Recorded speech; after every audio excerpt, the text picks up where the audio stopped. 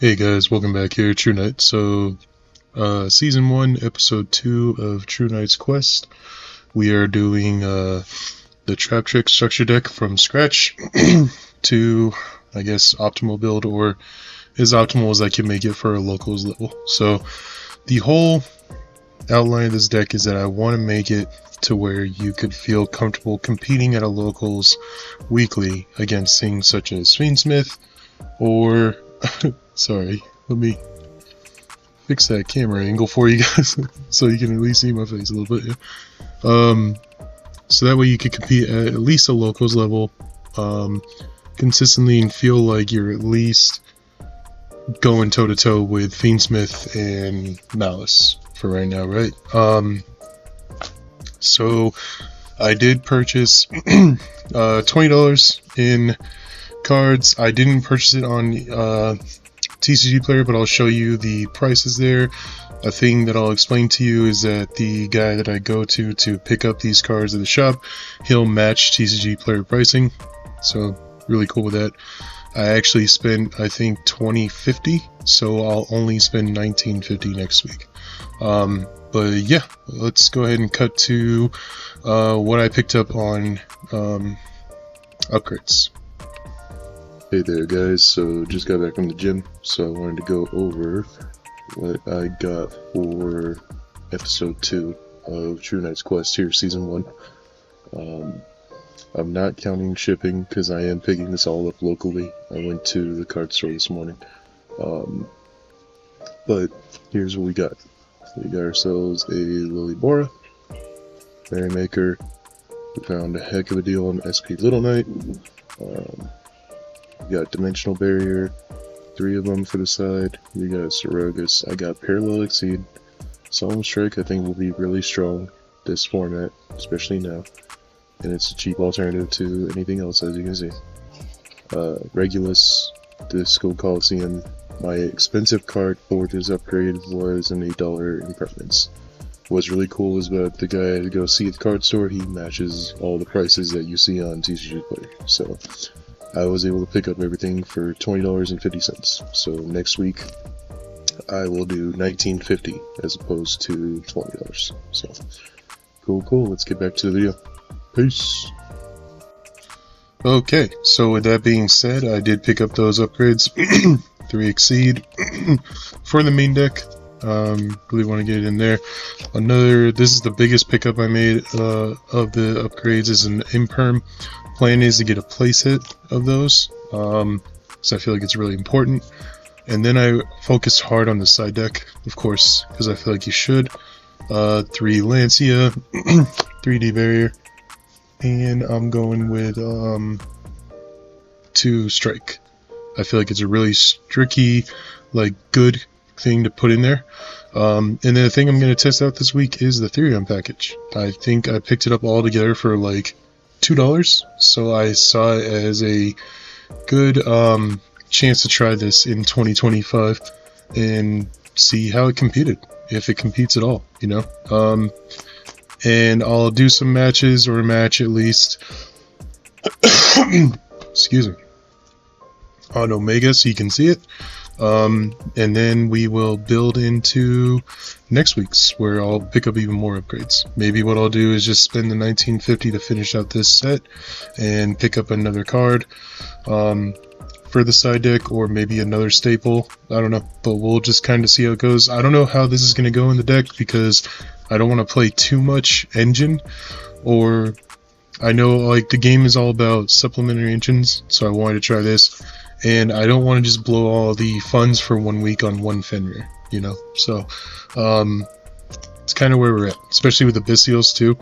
I'll not be able to afford Lubellion unless I buy $10 worth of stuff this week and then just get $25 worth of stuff next week. So anyway, let me go ahead and sleeve these up, and I'll show you how the deck still plays out. So let's get this all sleeved up here. I really want to keep these. I'm going to go ahead and get rid of these.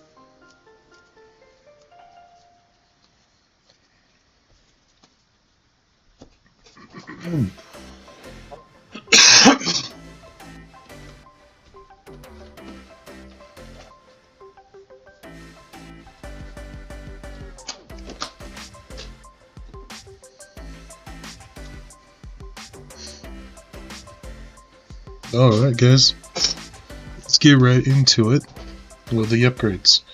So first week of upgrades. So sorry, let me take a sip.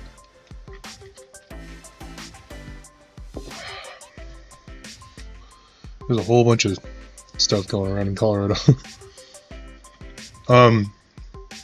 Alright, so goal was to add more cool combo oriented stuff. So you're not just simply setting cards and relying on that, but also keep it somewhat as competitive as I can.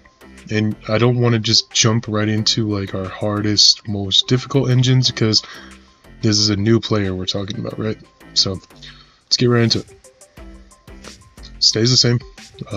3 Mantis, 3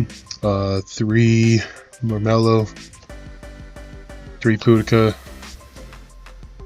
3 Kampa, and 2 Dionea. So that stays the same. 3 of the Filled Spell Garden. It's part of the combo sometimes. Really helps you let you extend. 3 Holotea. It's the Heart and Soul of the deck. Still on 2 Nightmare, on 2 Floodgate. This screws. I think you'll see it in the match because I recorded the match already. But this screws over Fiendsmith so bad. You can flip a Fabled Lorry, you could flip Lacrima, you could flip Engraver, and your opponent is just in there like, well crap, now I can't get rid of it. It just sits there, flip face down. It's pretty funny. And then 1 of each of these ones. So, still no time space. I haven't found a need to go and get time space, but like all these. Now for the new stuff, 3 Exceed. The Therion package, of course. And then Ash, Raigeki, and 1 Imperm. So, we'll probably talk about this after our match, see how we feel about it. And I'll kind of talk about in what direction I'm planning on going for next week. Alright. Now, extra deck, relatively the same except for 2 cards. I'm keeping it 3 Sarah, 2 Oedipus, 1 Calaria, 3 Rafflesia, of course. Now I'm down to 2 Pengla and 2 Almeris, and what I replaced with 1 of each of those was Merrymaker and Saragus, part of the combo for Therion to get Regulus out. So, and then the side deck, guys. Side deck's gonna stay the same. Oh, not really, but same idea. So for going first, I wanted to opt into these. This card is insane. This format really helps you stop special summon monsters, which Rydzel and Malice do all the time, and can just stop them in their tracks. And then of course D-Barrier is just insane against a lot of decks right now. So 3 Lancia, I wanted to instantly replace these over the Sanctums last week, so that's why I instantly got these in for the price, like 25 cents now, because of rarity collections. Again, I'll stand by this, rarity collections saved this game. If we didn't have rarity collections, like, we would have lost so many players, it's not even funny. I really like these. I'm actually thinking about in my main, like, game decks for actual locals and stuff that I go to, actually putting in some kaijus, because these just single-handedly take care of Detonator, take care of Terrorites, take care of all these big creatures that you're just like struggling against on boards. You can just drop this on your opponent and say, good luck, buddy. Sometimes they don't know how to react. And then of course I'm playing the Evenlies and the Harpies for board wipes. So pretty standard stuff, guys. It's a 40 card with a 40 or 15 card side. Nothing really too hard to go into. It's very simplistic, but again, we're tackling this from the perspective of a new player, right? So that's what you gotta keep in mind. So enjoy the match, and we'll be right back to talk again.